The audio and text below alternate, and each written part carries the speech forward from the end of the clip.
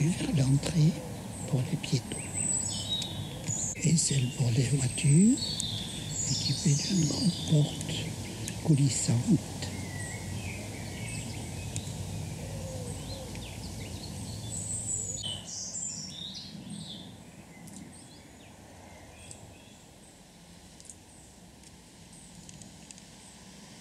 On voit beaucoup moins souvent ce côté-ci de la maison, qui pourtant pour moi reste intéressant.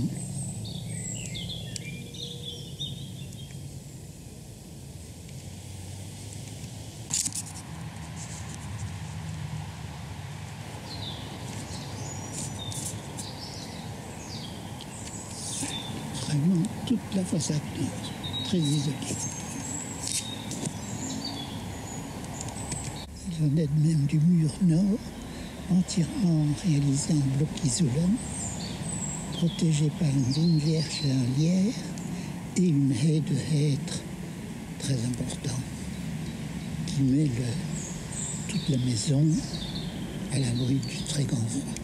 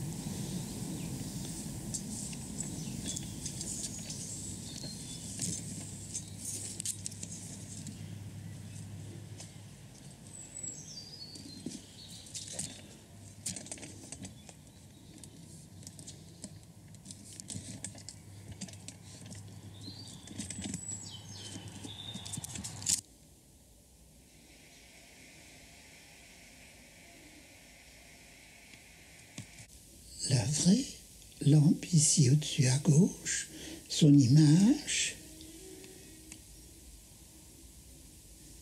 et l'image de face qui engendre l'image de gauche.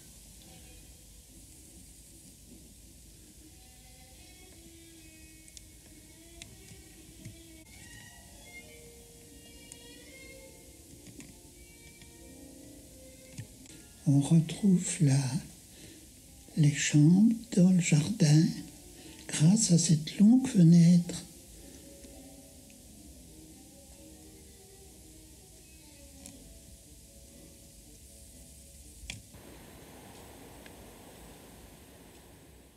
Tu es né le 16 octobre 1928, mais il se pourrait que ce soit le 17. Dans le carnet de mariage de tes parents, la date est raturée. Tu t'es toujours demandé, est-ce que je suis né le 17, très tôt le matin, ou le 16, très tard le soir, puisqu'il est noté 12 heures, mais est barré, donc tu ne sais pas. Mais tu penses que si on était malhonnête, et que si on voulait vraiment chercher et remonter, et que finalement c'était le 17, tu dis qu'en fait, tous tes diplômes seraient faux. Ton père a poursuivi l'activité de son père, mais en ne faisant plus de la construction. Il se bornait à vendre des matériaux et à les fabriquer. Et toi, tu as beaucoup travaillé. Quand tu penses qu'on dit qu'il ne faut pas que les enfants travaillent, et toi tu penses tout ce que tu as travaillé. Et qu'est-ce que c'était enrichissant. Au sein de ta famille, le travail c'est important. Tu penses qu'il faut savoir travailler. Tu es très reconnaissant envers ton prof de grec et latin qui était intéressé par l'histoire de l'art. Il se fait qu'une fois à la Saint-Nicolas, une des sœurs de ta maman t'avait offert un bouquin que tu as toujours sur l'histoire de l'art. Ce qui fait que dans la classe, tu étais chargé d'animer les cours et de détourner les cours de grec et de latin. Tu t'es fait remarquer par ton prof. Au bout de ces 6 années, il est venu te chercher et t'a demandé « Que vas-tu faire ?» Tu as dit que tu vas retourner chez ton père, aider ton père. Il t'a dit « Non, Non, ton père n'a pas besoin de toi. Une quinzaine de jours plus tard, Monsieur Legrand a téléphoné à la maison et il t'a dit « Je veux te voir ». Il venait de rentrer de Louvain où il avait assisté à un colloque. Il te dit « Ce n'est pas architecte que tu dois faire. C'est ingénieur, architecte. » Donc j'ai eu 2 condisciples, mais qui étaient déjà ingénieurs civils. Et un des 2, je suis très bien entendu avec les 2, mais enfin, plus particulièrement avec un des 2, qui s'appelait Greisch, René Greisch. Alors finalement, c'est à nous 2 que nous avons appris l'architecture. On s'est vraiment informé, intéressé, informé l'un l'autre de l'architecture. Parce que M. Peters ne nous en parlait pas. C'était comme M. Legrand du grec et de latin, il enseignait l'histoire de l'architecture jusqu'à 2 siècles avant maintenant, quoi. Or nous, on était confrontés à la période actuelle et c'était ça qui nous intéressait. Alors on a essayé de lire et d'aller voir, d'apprendre à travers des livres qu'on n'avait pas à l'UNIF mais qu'on avait en dehors. Et j'ai eu mon diplôme en 1955. Et à ce moment-là, M. Peters m'a appelé, il m'a dit « Mais écoutez, Englebert, j'ai jamais vu un étudiant comme vous, hein. » Forcément, il n'en avait eu qu'un avant. Mais je commence à me faire vieux, hein, en 1955, et il est mort en 68 ou quelque chose, 67, je ne sais plus. Pourquoi est-ce que vous ne me succéderiez pas? Pourquoi ne resteriez-vous pas? Bon, je n'étais pas venu pour ça. Bon, il se fait que j'aimais bien la dame que vous avez vue qui était jeune, et qu'on s'est mariés, et que s'est posé le problème, ben oui, mais il gagnait sa vie, retourner à Vielle-Sable, effectivement, ayant goûté à une vie différente de celle de mon père, et peut-être poussé aussi par lui, disant, écoute, la vie n'est pas facile, indépendant, gna gna gna, pourquoi pas. Et finalement, j'ai dit oui à M. Peters et je suis resté. Et je suis devenu assistant. Et puis en 1959, tu construis ton chez-toi. Tout dans la maison est coulissant. Toutes les fenêtres, la porte de la cuisine, les armoires. C'est toi qui as tout dessiné. Tu dis toujours, le hall n'a pas d'intérêt quand on est entre nous. Cela ne sert que quand on accueille quelqu'un. Il y a un hall. Mais dès que la personne est acceptée ou qu'il n'y en a pas, on peut glisser cette porte et on peut jouir du reste de la maison. Il n'y a pas de chambre à coucher à proprement parler. Tu dis qu'il y a seulement des niches pour dormir. Tu penses que ce qui est amusant, c'est que cette partie de la maison n'est pas aussi claire que l'autre. Cela incite les gens à la mobilité. Tu penses qu'on a toujours envie d'aller où il fait clair. Tu as toujours apprécié qu'une architecture fasse bouger les gens. Spontanément. Naturellement. Alors, en 1959, quand il achève sa maison familiale à Hongleur, il s'agit vraiment d'un manifeste. C'est-à-dire qu'il va y exprimer son intérêt pour le modernisme, pour les maîtres du modernisme, et on rencontre toute une série de citations à l'intérieur de cette maison. Elle est bien conçue, c'est une maison intelligente, c'est une maison très expérimentale aussi pour l'époque, notamment dans son système de chauffage. Et peut-être ce qui me frappe, c'est la façon de vivre dans cette maison. Et comme beaucoup d'observateurs, de relever que les chambres n'ont pas de porte, qu'elles s'alignent un peu dans une structure en peigne comme ça, ce qui implique un art de vivre très particulier et certainement très étonnant pour l'époque. On sait bien que Madame Englebert a beaucoup soutenu Jean, il aime à le souligner, je crois que c'est très important, elle l'a soutenu dans cette maison qui a à la fois des formes particulières, très novatrices encore pour Liège à l'époque, mais également qui implique un art de vivre très particulier. On pense à la machine à habiter. Les chambres, ce sont des machines à dormir. Ce n'est pas un bureau, c'est vraiment une chambre. Je crois qu'il y a un intérêt pour le fonctionnalisme, dans ce qu'il y a de plus noble, qui est très juste, qui est très bien senti. Et en même temps, il y a une forme d'austérité qui est vraiment très très juste et qui donne une sensibilité très intéressante à cette maison. Cette nature libre, semi-libre, qui va, pas au départ bien entendu, mais dont on prévoit qu'elle envahisse vite et qu'elle donne un cadre à cette maison très proche en fait de la route du Condro, vraiment très très proche. On n'entend pas la circulation et on a l'impression d'être en pleine campagne. Ce n'est pas le cas.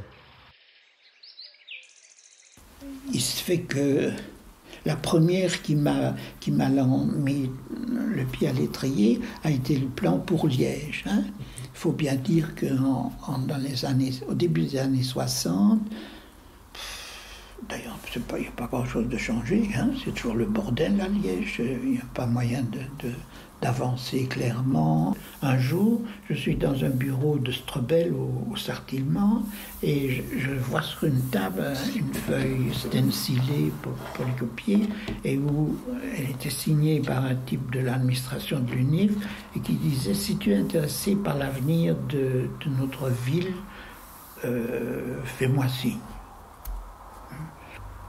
Alors que j'avais une idée de plan pour la ville de Liège, ville qui n'en avait pas de plan. Enfin, si, elle avait, à l'époque, il y avait un échevin qui s'appelait Le Jeune, qui était libéral et qui était l'homme fort du collège communal de l'époque, le bourgmestre étant destiné un nom comme ça. Mais Destiné laissait faire son échevin des travaux publics et de l'urbanisme. Et Le Jeune avait des idées très précises, selon lui, sur l'avenir de la ville. Alors, pour Le Jeune, l'idée, c'était l'auto, c'est ma liberté. Donc, il y a eu à l'époque, si vous voulez, des affiches comme ça en longueur, très étroite et très longue, qu'on collait à la custode de sa bagnole, et c'était l'auto, c'est ma liberté. Alors pour Le Jeune, il fallait que les autos puissent circuler. Alors il y avait un ingénieur qui s'appelait Liégeois, un nom prédestiné, au service des travaux publics, qui habitait d'ailleurs ici un peu plus haut, et qui lui a dit, moi, m'arrange pour que les autos fassent. Alors il a fait des autoroutes. Pas de problème. Les autoroutes se sont multipliées. Les quais, tout ça, se transforment en autoroutes. On abattait, il y avait des beaux arbres. J'ai fait plein de photos, moi, des beaux arbres qu'on abattait à l'époque. Pour moi, dans le mot utopique, il y a quelque chose qui signifie que ce n'est pas réalisable, que ça restera du domaine des utopies. Et en fait, ça l'a été très souvent. Jean Anglebert regrette l'évolution trop lente des mentalités. Beaucoup de modèles expérimentaux sur lesquels il a travaillé auraient pu être mis en œuvre, auraient peut-être donné une longueur d'avance à certains ports de nos industries. Il n'y a pas de raison que, puisqu'on construit des automobiles, des avions, des ordinateurs, des frigos, n'importe quoi, que tout le monde est capable d'acquérir. Pourquoi est-ce que les maisons, c'est pas pareil? Et c'est toujours pas pareil. Donc, depuis les années 60, moi, je me suis mis comme objectif qu'il fallait inventer un produit maison, logement.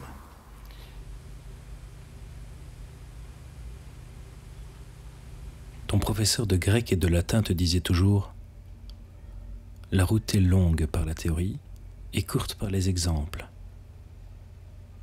Les Japonais ont un autre proverbe qui dit « Ils vont mieux montrer une seule fois que d'expliquer 100 fois. » Cela a permis à une famille avec 2 enfants de vivre là, dans cette maison, pendant 10 mois. Puis le projet a été abandonné et personne d'autre ne pourra la voir, l'habiter. C'était trop tôt.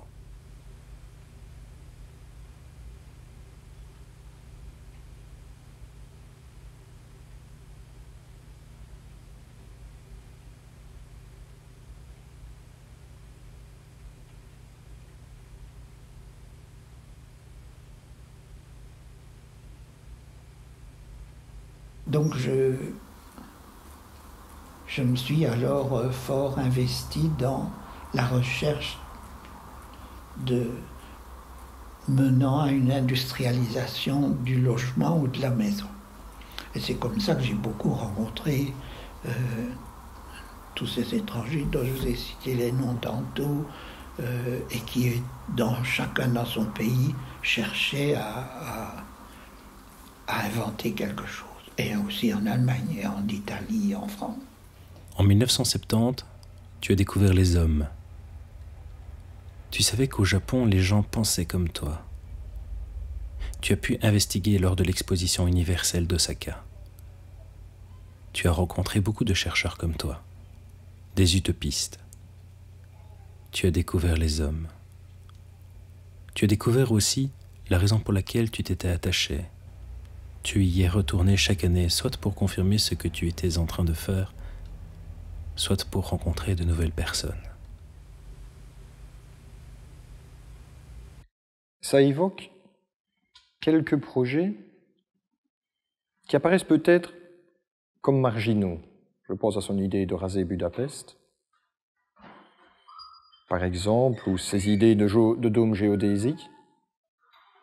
Mais je pense qu'on a trop facilement qualifié d'utopique ces recherches sur les structures modulaires. Je pense particulièrement à Sibé-Crow, qui développe au début des années 70, avec une première mise en œuvre en 1972, et qu'il va intégrer à des schémas d'urbanisme permutationnel, développés avec Abraham Morse.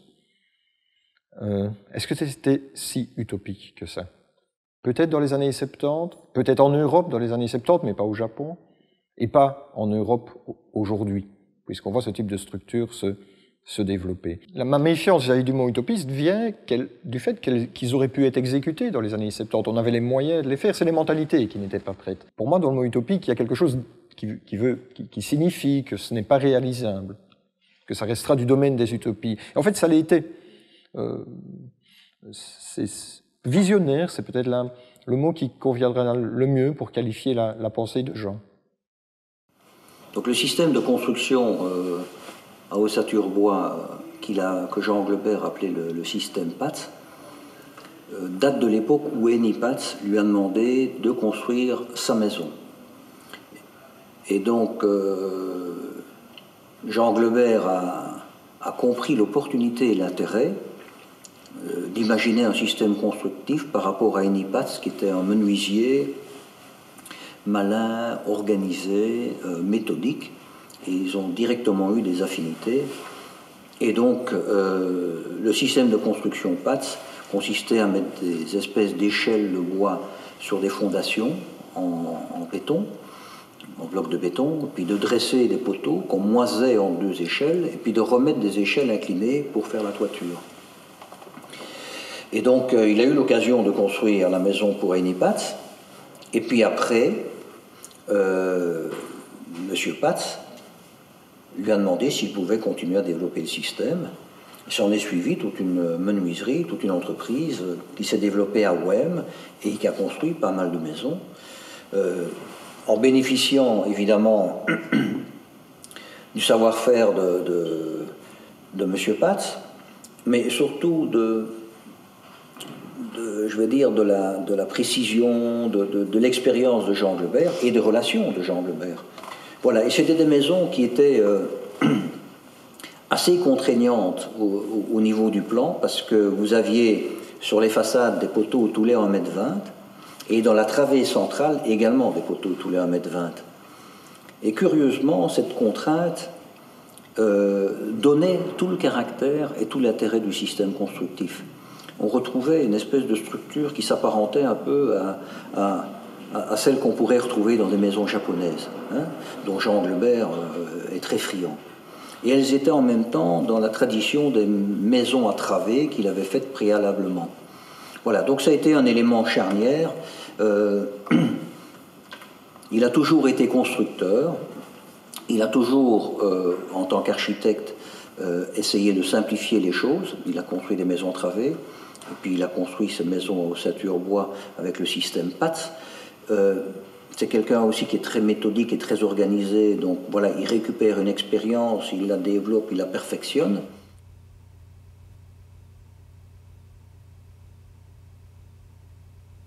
Tu as essayé d'inventer une nouvelle manière de construire. Tu l'as fait. Tu penses avoir eu de la chance. Un premier client, lui et toi, toi et lui. Plusieurs personnes comme lui sont venues par la suite, intéressées par ce système.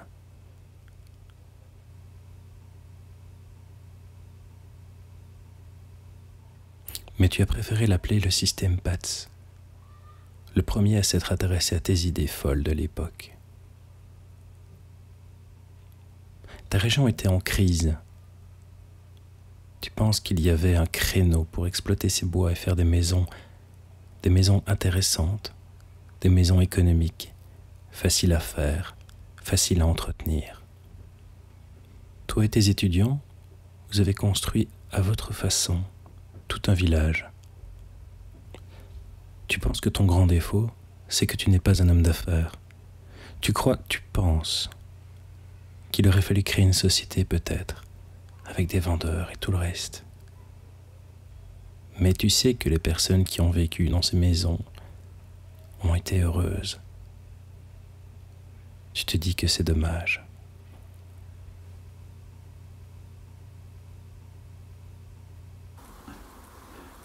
Les idées sont toujours en avance, et les gens qui sont à la tête de toutes ces structures ne sont pas des visionnaires, hein, ce sont des gestionnaires du moment présent. Donc manifestement, il n'y avait vraiment pas eu une vision prospective, disons, de l'avenir. Je n'ai pas eu l'occasion de les d'écrire beaucoup. Je n'ai pas écrit. Et je me rends compte que c'est dommage, si vous voulez. Mais j'étais débordé de travail à l'UNIF que c'était pas possible. Mais j'essaye pour le moment de combler le retard en publiant autant que je peux à propos de toutes ces utopies. Et ça, je crois que c'est les Allemands qui m'ont c'est dans le milieu d'Aix-la-Chapelle où je me suis trouvé dans un milieu grand, qui voyait grand, qui voyait le monde entier. Et ça m'a profondément développé l'esprit d'inventer.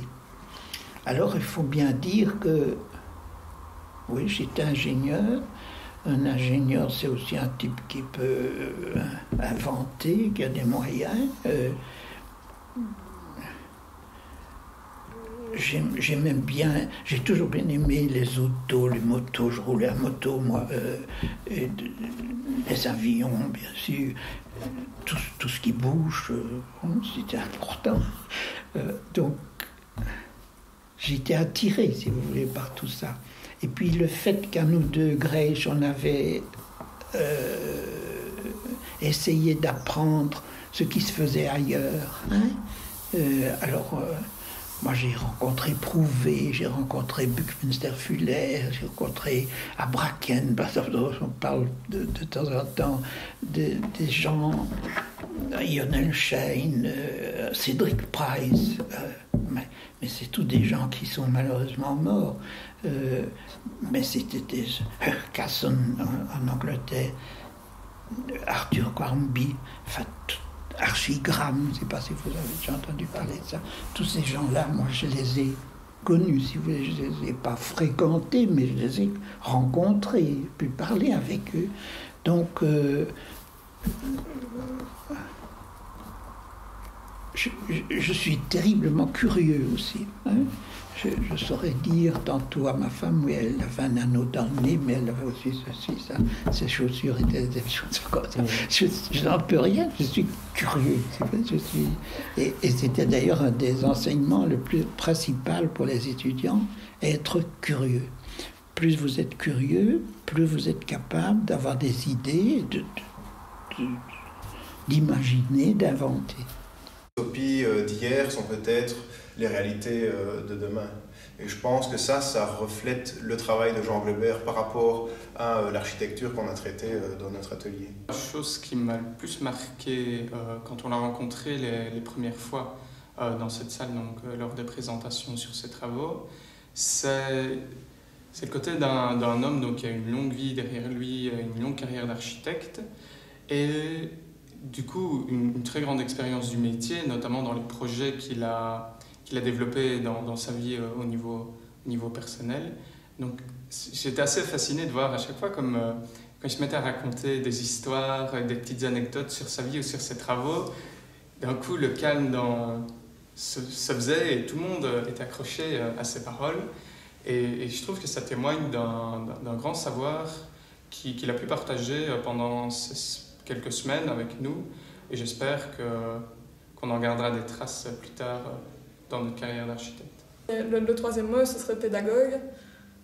Il a été particulièrement patient avec nous, à l'écoute. Et il a essayé de nous transmettre un peu ce que lui aimait et ce que lui avait créé comme différents systèmes. Et de ce qu'on en a entendu aussi dans le passé, pendant les longues années pendant lesquelles il a accompagné la faculté, il avait cette espèce de regard presque paternel sur la faculté, enfin sur la section ingénieur-architecte ici à l'Université de Liège. Je ne sais pas s'ils vont retenir ça, mais j'aimerais qu'ils retiennent la curiosité des gens. Chez lui, ça a été un moteur. Il s'est intéressé à énormément de choses. Il a pu faire la synthèse d'énormément de choses. Il le fait toujours aujourd'hui.